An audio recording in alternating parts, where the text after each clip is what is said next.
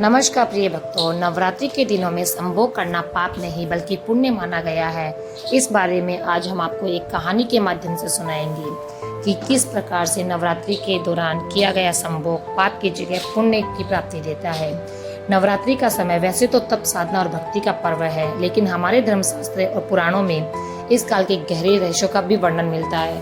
कहते हैं जब माता दुर्गा स्वयं धरती पर विराजमान होती है तो संपूर्ण सृष्टि में एक अद्भुत दिव्य ऊर्जा का संचार होता है। ये ऊर्जा केवल मंदिरों और पूजा स्थलों में नहीं बल्कि हर जीव जंतु, पेड़ पौधे, हर सांस में प्रवाहित होती है। यही कारण है कि नवरात्रि के दिनों में किया गया हर कर्म साधारण नहीं रहता बल्कि कई गुना फल देता है। अब आप सोच रहे हैं कि ऐसा कौन सा रहस्य है जिससे जुड़कर साधारण से भी कर्म महापुण्य का रूप ले लेते हैं। शास्त्र कहते हैं कि नवरात्रि में मनुष्य का शरीर, मन और आत्मा विशेष रूप से पवित्र हो जाते हैं। इस समय की हर क्रिया, हर भावना, हर संकल्प सीधे देवताओं तक पहुंचता है। यहाँ तक कि पति पत्नी का मिलन भी एक शारीरिक क्रिया नहीं रहता बल्कि एक आध्यात्मिक यज्ञ बन जाता है। तो क्या वास्तव में नवरात्रि के दिनों में संभोग करना पुण्य का माना जाता है? क्यों शास्त्रों ने इसे साधारण काम वासना से अलग कर दिव्य शक्ति से जोड़ा है?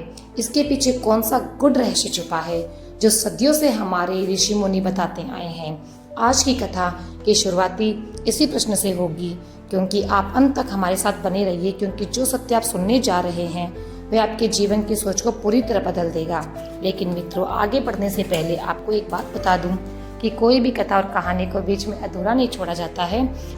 क्या आपने कभी सोचा है कि नवरात्रि के पवित्र दिनों में कुछ स्त्रियों के मन में अचानक असामान्य यौन इच्छा क्यों जाग जाती है? क्यों वे उन 9 दिनों में अपने पतियों को बार बार निकट आने के लिए विवश करती है, जबकि साधारण दिनों में वे इतनी लालसा अनुभव नहीं करती? क्या ये सिर्फ शरीर का स्वाभाविक परिवर्तन है या इसके पीछे कोई रहस्य है? नवरात्रि तो देवी के शक्ति के जागरण का समय है, आत्म संयम और भक्ति का पर्व है। फिर क्यों स्त्रियों का मन इस पवित्र काल में विचलित हो बैठता है? क्या ये देवी की प्रेरणा है या किसी अदृश्य असुर शक्ति का षड्यंत्र?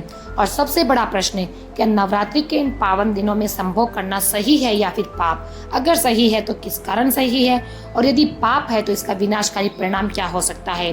प्राचीन काल से हमारे शास्त्र में कहा गया है कि नवरात्रि के दौरान ब्रह्मांड की जो ऊर्जा है वह अत्यंत प्रबल हो जाती है। ये ऊर्जा विशेषकर स्त्रियों के शरीर और मन को प्रभावित करती है, क्योंकि स्त्री स्वयं सृजन शक्ति का स्वरूप है। लेकिन जब यह ऊर्जा सही दिशा में नहीं जाती तो ये वासना में परिवर्तित होकर व्यक्ति को पतन की ओर ले जाती है। क्या यही कारण है कि कुछ स्त्रियां नवरात्रि में अपनी इच्छा पर नियंत्रण नहीं रख पाती, या फिर कहीं किसी अंधकासुर जैसी शक्ति का खेल तो नहीं जो स्त्रियों की शक्ति वासना में बदलकर पूरे समाज की साधना को नष्ट करना चाहता है? कल्पना कीजिए, जब कोई रानी या साधारण महिला इन 9 दिनों में अचानक अपने मन की तीव्र इच्छा को रोक नहीं पाती और उनका प्रतिव्रत और साधना के कारण उनका मन नहीं करता, तो उस समय परिवार में कैसे उथल पुथल मच जाती होगी। क्या देवी इस समय प्रसन्न होती है या फिर क्रोधित? क्या ये स्त्री दोष है या फिर किसी अदृश्य शक्ति की परीक्षा? इन प्रश्नों का उत्तर हमें एक प्राचीन रहस्यमय कथा में मिलता है। एक ऐसी कथा जिसमें देवी दुर्गा स्वयं प्रकट होकर बताती है कि नवरात्रि में स्त्रियों की इच्छा क्यों बढ़ जाती है, और ये भी स्पष्ट करती है कि इस समय संभोग करना पाप है या पुण्य।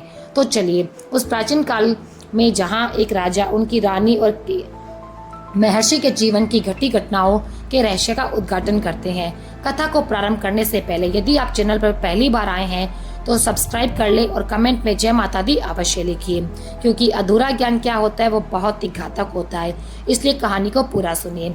एक प्राचीन कथा में नवरात्रि के 9 दिन शक्ति जागरण और देवी की उपासना के लिए माने जाते हैं। इस समय उपवास, जप, तप और संयम का विशेष महत्व है। लेकिन कई लोग ये प्रश्न करते हैं कि नवरात्रि के दिनों में कुछ स्त्रियों में अचानक से यौन इच्छा जागृत हो जाती है, कुछ तो अपने पतियों को संभोग के लिए विवश भी करती है। कि क्या सामान्य है या इसके पीछे कोई गहरा रहस्य है? क्या देवी की प्रेरणा है या किसी देवी की लीला का परिणाम? और सबसे महत्वपूर्ण प्रश्न, नवरात्रि के दिनों में संभोग करना सही है या गलत? इस रहस्य को समझने के लिए हमें प्राचीन काल में घटित एक कथा को जानना पड़ेगा जो शास्त्रों में वर्णित है और जिसमें इस कथा का उत्तर छिपा हुआ है। महाशक्ति का संकल्प और अंधकासुर का षड्यंत्र। अत्यंत प्राचीन काल में जब सृष्टि की रचना हो रही थी तब महाशक्ति ने नवरात्रि का प्रारंभ किया। उन्होंने 9 दिनों तक तपस्या की और स्वयं को नवदुर्गा के रूप में प्रकट किया। महादेव भी उन 9 दिनों तक पूर्ण ब्रह्मचर्य का पालन करते हुए ध्यान में लीन रहे। लेकिन देवी ने महादेव से कहा, स्वामी, ये 9 दिन साधना और आत्म संयम के लिए है। यदि इस काल में कोई मनुष्य अपनी शक्ति को वासना में व्यक्त करेगा तो वह असुर शक्तियों का शिकार हो जाएगा। महादेव ने सहमति दी और ये नियम समस्त लोगों में शामिल कर दिया गया कि नवरात्रि में संभोग वर्जित है। लेकिन इसी समय अंधकासुर नामक एक असुर ने इस नियम का दुरुपयोग करने का प्रयास किया। अंधकासुर जानता था कि नवरात्रि में देवी की शक्ति अत्यंत प्रबल होती है।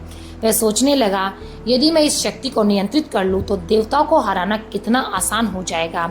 मैं स्त्रियों के भीतर वासना बढ़ाकर उन्हें अपने वश में कर सकता हूँ। जब उसका मन विचलित होगा तब उनके पतियों की साधना भंग हो जाएगी और देवी की शक्ति जो है वो दुर्लभ हो जाएगी। अंधकासुर ने एक विशेष मोहिनी मंत्र का प्रयोग किया।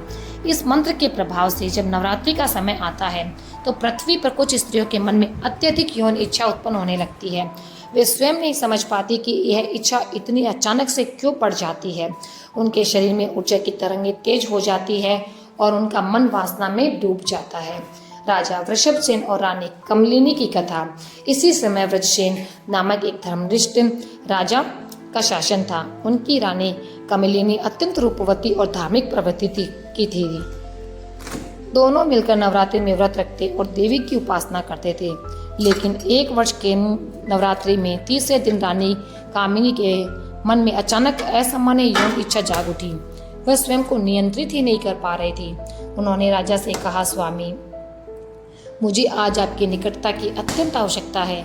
मेरा मन बहुत विचलित हो रहा है। कृपया मेरे मन के साथ पता नहीं क्या हो रहा है, लेकिन आप मेरे साथ संभोग कीजिए। राजा वृषभसेन चकित हो उठे। उन्होंने कहा, रानी, ये पवित्र समय है, देवी की साधना चल रही है, इससे संभोग करना वर्जित है। ये कैसे विचित्र बात कर रही हो। रानी स्वयं भी अपने मन की स्थिति समझ नहीं पा रही थी। उसकी आंखों में पानी था, अश्रु बह रहे थे। तभी महल के महर्षि कश्यप पधारे। राजा ने उन्हें सारी बात बता दी। महर्षि ने ध्यान लगाया और बोले, हे राजन, ये कोई सामान्य इच्छा नहीं है।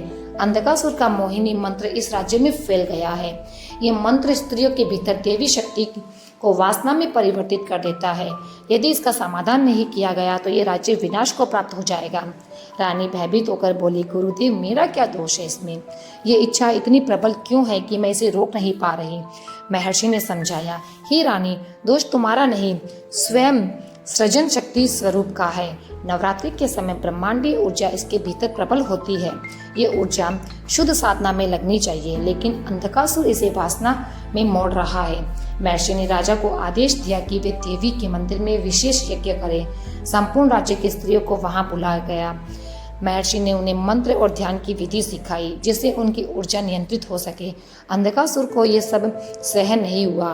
नवरात्रि की अष्टमी की रात वह स्वयं प्रकट हुआ और बोला, कोई भी मेरी मोहिनी शक्ति को नहीं रोक सकता।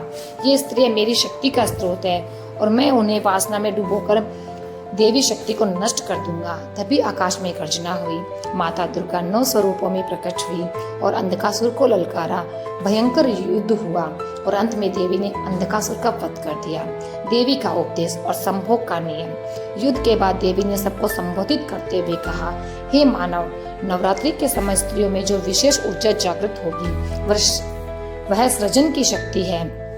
ये उन्हें देवी का अंश बनाती है। यदि इसमें संयम और साधना में परिवर्तित किया जाए तो ये परिवार और समाज का कल्याण करती है। लेकिन यदि इसे केवल वासना में बहा दिया जाए तो ये पाप और विनाश का कारण बनती है।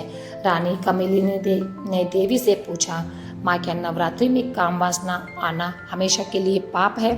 तब देवी ने उत्तर दिया, नहीं कन्या, यदि संभोग धर्म के उद्देश्य से, जैसे संतान उत्पत्ति के लिए पवित्रता और मंत्रोत्तर के साथ किया जाए तो ये पाप नहीं। लेकिन यदि यह केवल भोग और वासना के लिए है तो ये अंधकासुर की शक्ति को बढ़ाता है और साधना को नष्ट करता है। एक सही स्थिति जब संभोग पुण्य है, यदि पति पत्नी का मिलन संतान प्राप्ति या धर्म पालन के लिए हो तो यह पूर्ण शुद्धि, स्थान मंत्रोच्चार और देवी की आराधना के साथ हो। ये केवल विशेष स्थितियों पर ही संयमित भाव से किया जाना चाहिए। तो गलत स्थिति जब संभोग पाप है, यदि ये केवल शरीर की वासना और सुख के लिए किया जाए, यदि नवरात्रि के व्रत या साधना के बीच में अचानक किया जाए, ये साधक की शक्ति को नष्ट कर देता है और परिवार पर नेगेटिविटी का प्रभाव पड़ता है। निष्कर्ष, नवरात्रि के दौरान शरीर की ऊर्जा का प्रभाव बदलता है। विशेषकर स्त्रियों में हार्मोनल चेंजेज होने लगते हैं जिससे उनका शरीर प्रजनन ऊर्जा को अधिक ग्रहण करता है। इससे यौन इच्छा बढ़ना स्वाभाविक है, लेकिन ये ऊर्जा ध्यान, योग और निद्रा साधना से नियंत्रित की जा सकती है। यदि इसे नियंत्रित ना किया जाए और केवल शारीरिक भूख में खर्च किया जाए तो शरीर कमजोर और मन अस्थिर हो जाता है। अंधकासुर के वध के बाद राज्य में शांति स्थापित हुई। रानी कमलिनी ने अपनी इच्छा को स्वयं और संयम में बदल दिया और देवी की आराधना में लगा दिया। राजा ब्रजसेन और रानी कमलिनी दोनों ने मिलकर धर्म का प्रचार किया और लोगों को नवरात्रि के रहस्य बताए। नवरात्रि आत्म संयम का पर्व है। स्त्री की इच्छा दोष नहीं बल्कि शक्ति का संकेत है, लेकिन इसे पवित्रता में परिवर्तित करना ही सच्ची साधना है। नवरात्रि में संभोग ना तो पूर्णतः वर्जित है और ना ही पूर्णतः अनुमत है। इसका स्वरूप ही तय करता है कि ये पाप है या पुण्य। यदि ये धर्म और सृजन के लिए है तो पुण्य कहलाएगा, यदि ये वासना और भोग के लिए है तो पाप की श्रेणी में आएगा। नवरात्रि के दिनों में अपनी ऊर्जा को साधना और भक्ति में लगाएं। यही देवी की सच्ची पूजा है और जीवन में सुख समृद्धि का मार्ग है। तो मित्रों, नवरात्रि के दिनों में यदि संभोग संतान प्राप्ति के लिए, कोई नई इच्छा के लिए हो तो वह धर्म का कार्य है, पुण्य कहलाता है। लेकिन यदि वह संभोग केवल और केवल मन की वासना को संतुष्ट करने के लिए हो या सिर्फ अपने मन के लिए हो तो ये पाप की श्रेणी में आता है।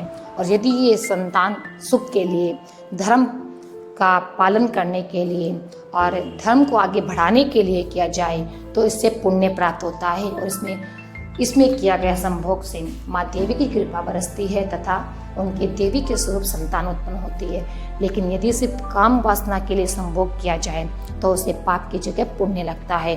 तो मित्रों, आशा करती हूँ कि आपको ये कहानी के माध्यम से समझ में आ गया होगा कि नवरात्रि के दौरान संभोग करना सही है या गलत। अगर आपको ये जानकारी पसंद आई तो हमारे चैनल को सब्सक्राइब करें। फिर मिलते हैं एक नई जानकारी के साथ। जय माता दी भक्तों।